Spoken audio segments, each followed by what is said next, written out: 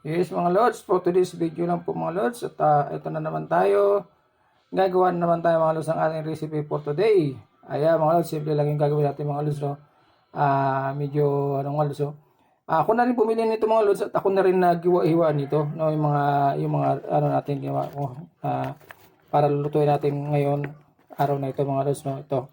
Ayan, pinaghalo-halo ko na siya mga Lods. Ayan, mayroon na yung okra at kompleto na siya mga lods. Kaya lang ang kulang lang dito mga lods yung ano no yung naghanap ako ng sigarilyas mga lods, wala akong makita sigarilyas.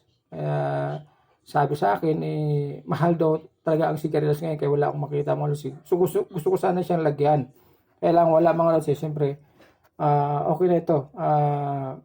So okay na ito mga lods.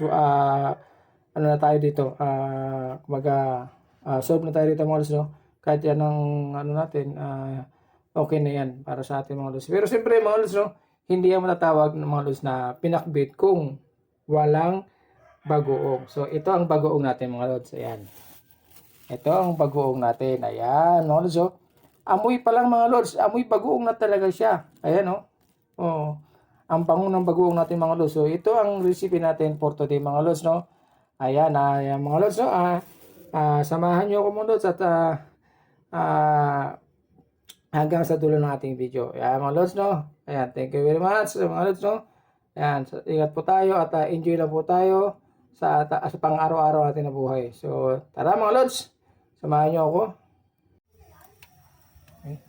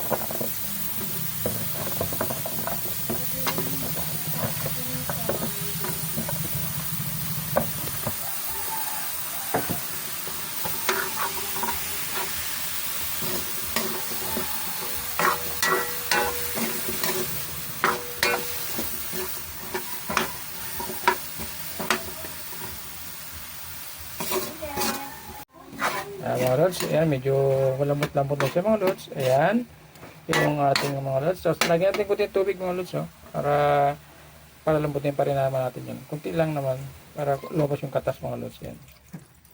Ayan, masarap din kasi may sabaw-sabaw mga lods, diba? Ayan. So, ayan. At yan, no? Ayan na siya mga lods. Ayan.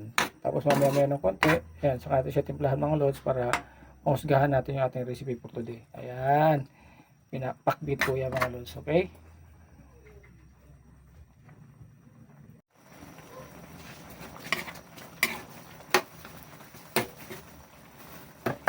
Timplahan na lang muna natin siya mga lods.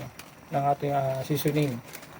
O, huwag na muna natin lagyan asin mga lods kasi maalat yung bagoong. Seasoning lang muna.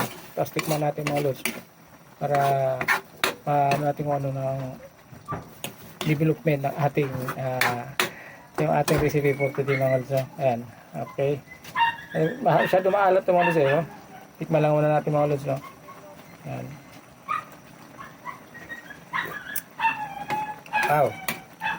Okay mga lods. No? So, ito na mga lods, yung ating recipe for today. Pinakbit po yan mga lods. So, ayan, thank you very much. Thank you for watching sa lahat. Maraming salamat mga lods sa lahat ng sumusuporta ng aking videos. At God bless po sa atin. Enjoy na po tayo. Bye bye mga lods. Thank you for watching.